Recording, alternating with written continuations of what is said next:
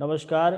Class 11 काउंटेंसी का अपना chapter है एडजस्टमेंट विथ फाइनल अकाउंट, जिसके अंदर हमने 6 पृष्ठ अपनी पिछली क्लास तक करवाए हैं।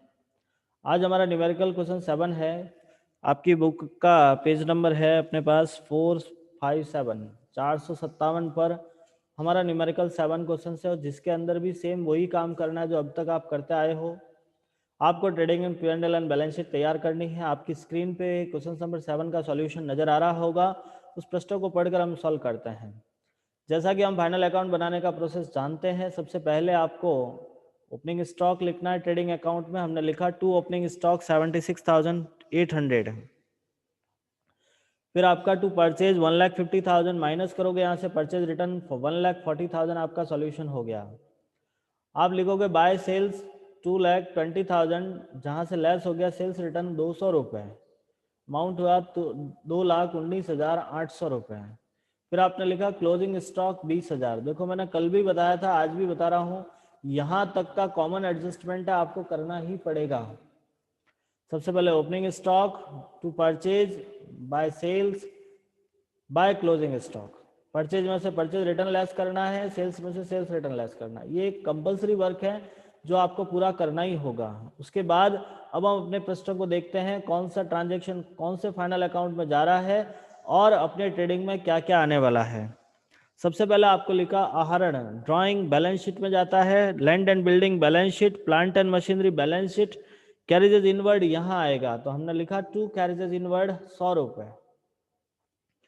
फिर आता आपका मजदूरी, वेजेज आपको यहाँ लिखना है 500 रुपये। देखिएगा वेजेज से रिलेटेड एक एडजस्टमेंट है। आप किसी भी फाइनल अकाउंट किसी भी अकाउंट्स को देखो, उससे रिलेटेड आपके पीछे एडजस्टमेंट दे रखे हैं। आपको एडजस्टमेंट नंबर 5 फिफ्थ एडजस्टमेंट में आपको लिखा बकाया वेतन 100 रुपये तथा पूर्वदत्त मजदूरी 40 रुपये है। Outstanding salary is 100 and prepaid wages is 40 rupees. तो हम यहाँ से प्रीपेड वेजेज 40 रुपये लेस करेंगे, आपका वैल्यू बना 460 रुपये। नेक्स्ट आएगा आपके पास में सैलरी आपके P&L में आती है, सेल्स रिटर्न लिख दिया। बैंक चार्जेज आपके P&L अकाउंट में आते हैं। फिर लिखा कोयला गैस और पानी, कोल गैस एंड वाटर, जो आपका ट्रेडिंग के अंदर आता है, हमने यहाँ लिख दिया to coal gas and water. Purchase आपका ट्रेडिंग में आता है, हमने लिख दिया है ट्रेड एक्सपेंसेज आपके पास P&L अकाउंट में आते हैं, यहाँ नहीं आएंगे।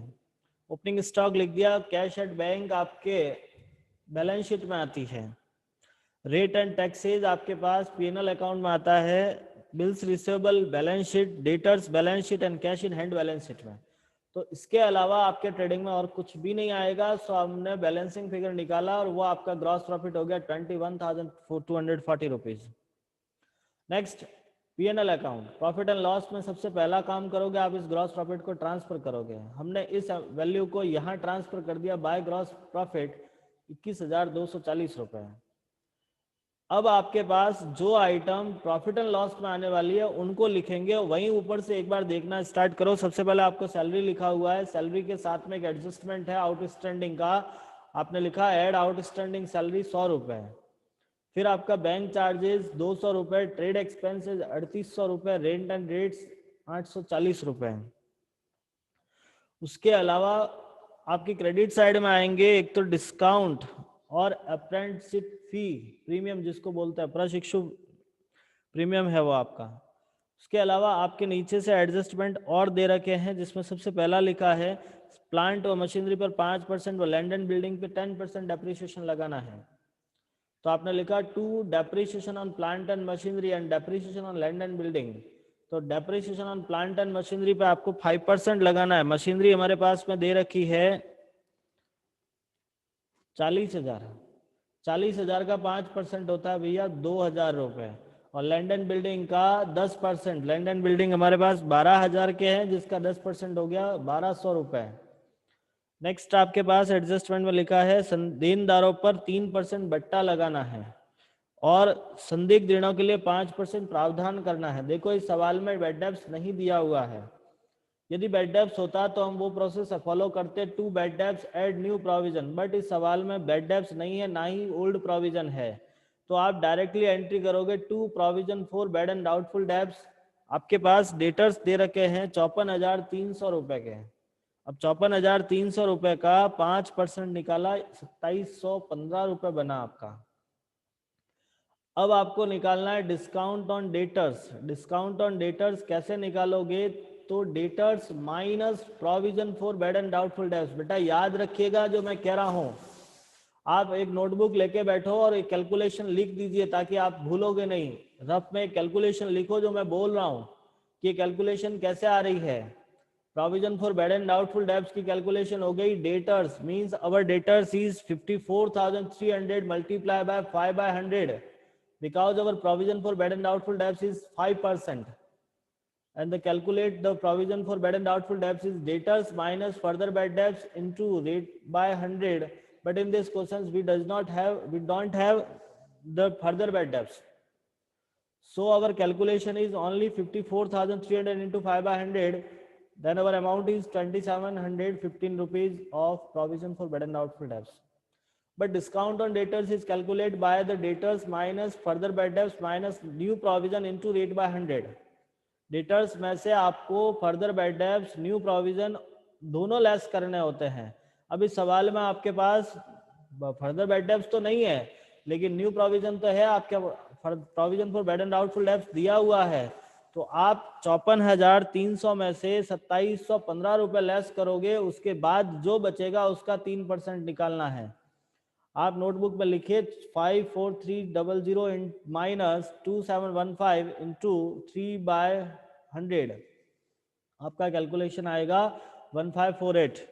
नेक्स्ट, और आपको एडजस्टमेंट दिया हुआ है, प्रबंधक को 5% मैनेजर कमीशन देना है।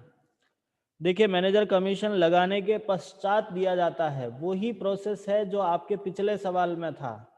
मैनेजर कमीशन घटाने के बाद देना है, तो पहले आप यहाँ पे एक छोटा सा नेट प्रॉफिट निकाल दोगे। अपना नेट प्रॉफिट आ गया 13,297 रुपए, उसको हमने आगे फॉरवर्ड किया और इसी का 13,297 का 5/105 करोगे, क्योंकि ये घटाने के पश्चात है। तो आपको करना है 5/105। समझ में आ रहा है मैं क्या कह रहा हूँ? जब आप ये कैलकुलेशन करोगे तो आपकी वैल्यू आएगी 633 और बैलेंसिंग फिगर आ गया 12,664 रुपए। ये आपका पीएनएल अकाउंट हुआ। नेक्स्ट हम बैलेंस शीट तैयार करते हैं।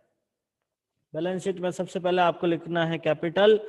कैपिटल आएगी 1,01,110 रुपए, जहां आपको ऐड करना है नेट प्रॉफिट 12,664 रुपए, लेस करोगे ड्रॉइंग 20,000।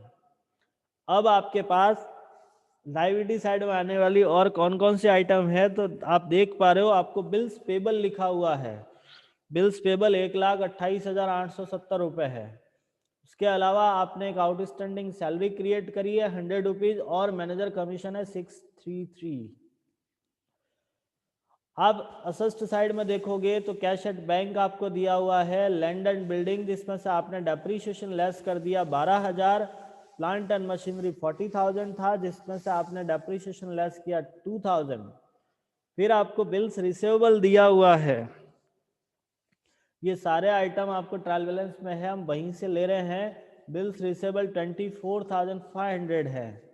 नेक्स्ट डेटर्स आपका, डेटर्स 54,300 माइनस करोगे न्यू प्रोविजन 2,715 रुपए, लेस किया आपने डिस्काउंट ऑन डेटर्स 1,548 रुपए, पीछे बचा हुआ आपका 50,037 रुपए हुआ। फिर आपका cash in hand 30,000, closing stock 20,000 और प्रीपेड वेजेस 40 रुपए है। इन सबका टोटल करोगे आपकी टोटल आएगी 2,23,377। ये आपका बैलेंस शीट हो गया। नेक्स्ट अपना क्वेश्चन नंबर 8 देखेंगे, उससे पहले यदि कुछ आए तो आप मुझे बता दीजिएगा। समझ में आया ये क्वेश्चन आपको? अपना ऑडियो बंद रखिए।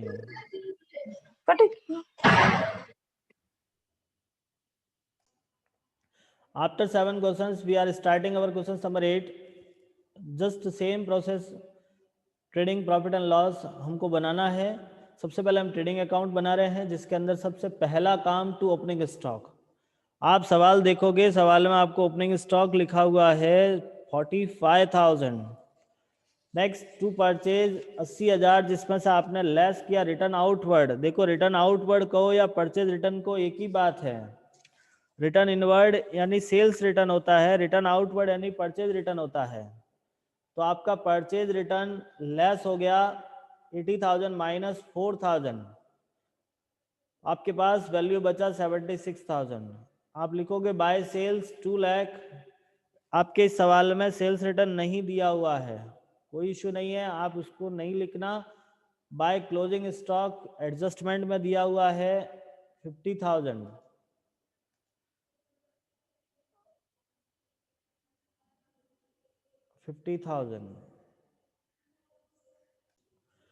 देखिए क्लोजिंग स्टॉक के बाद अब हम एक बार देखते हैं आपके सवाल में कौन सी आइटम कहाँ जाएगी, अपने ट्रेडिंग में कौन कौन से आइटम आने वाले हैं। सबसे पहले लिखा आपको परचेज, जिसको हमने लिख दिया है। बैंक बैलेंस आपकी बैलेंस शीट में आता है। वेजेज हम लिखेंगे वेजेज, वेजेज हमारे पास 34,000 दिया हुआ है। आप देखोगे एक वेजेज से रिलेटेड एडजस्टमेंट भी है।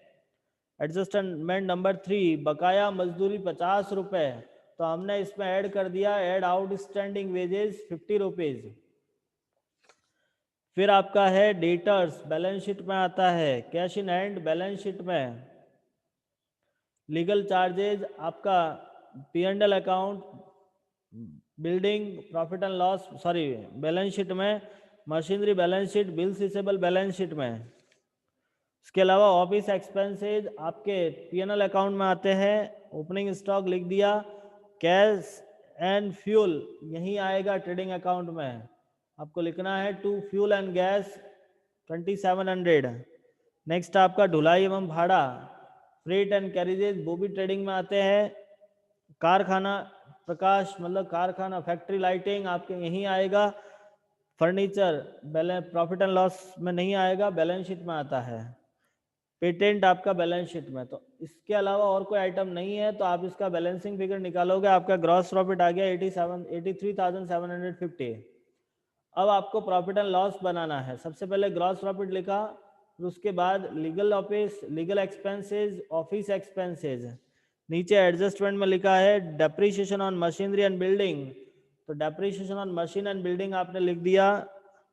नेक्स्ट पूंजी पर ब्याज 4% देना है, जितनी कैपिटल है उसका इंटरेस्ट दोगे। टू इंटरेस्ट ऑन कैपिटल ये आपके लिए लॉस होता है, डेबिट साइड में लिखोगे। अब आपको बैलेंस शीट बनानी है, उससे पहले आपने नेट प्रॉफिट निकाल दिया। बैलेंस शीट बनाओगे जिसके अंदर आपको सबसे पहले लिखना है कैपिटल। कैपिटल में आप ऐड करोगे interest on capital. Interest on capital हमेशा कैपिटल में ऐड होता है। ऐड करोगे नेट प्रॉफिट। अभी सवाल में आपको ड्राइंग नहीं दिया हुआ तो हमको नहीं लिखना है। आपका वैल्यू हो गया 2,71,150 रुपीज। लाइबिलिटी साइड में आने वाले आइटम्स में सबसे पहले दिखा हुआ है bills payable, creditors and outstanding wages, तीनों ही लिख दिया हमने। हम असेस्ट साइड की बात करते हैं तो बैंक बैलेंस दे रखा है 11,000। Debtors without adjustment 70,300, cash in hand 1,200 रुपए, building 60,000, less from here depreciation 3,600 because we have 6% depreciation on building, so our amount of depreciation is 3,600 and total value of building is 60,000। आप इसमें से ये less कर दिया, आपका वैल्यू बना 56,400। Machinery 1,20,000 and depreciation is 10%, so our value of depreciation is 1,200 and depreciation less from machinery is 1,20,000 minus 12,000, actual amount is 1,08,000। Next bills receivable 7,000, patent 18,800, office furniture 5,000 and closing stock 50,000। ये सारी asset थी जो आपने लिख दी और आप इसका टोटल लगाओगे, आपका बैलेंस शीट का टोटल इक्वल आएगा। ये था आपका न्यूमेरिकल क्वेश्चन 8। आज हमने 2 प्रश्न समझाए हैं, प्रश्न संख्या 7, 8 दोनों ही आपको नोटबुक में लिखने हैं, समझने की कोशिश करना। यदि किसी प्रकार की समस्या आ रही है, समझ में नहीं आ रहा है, आप मैसेज कर दीजिए, कमेंट कर दीजिए, हम उसको समझाने की फिर से कोशिश करेंगे। धन्यवाद।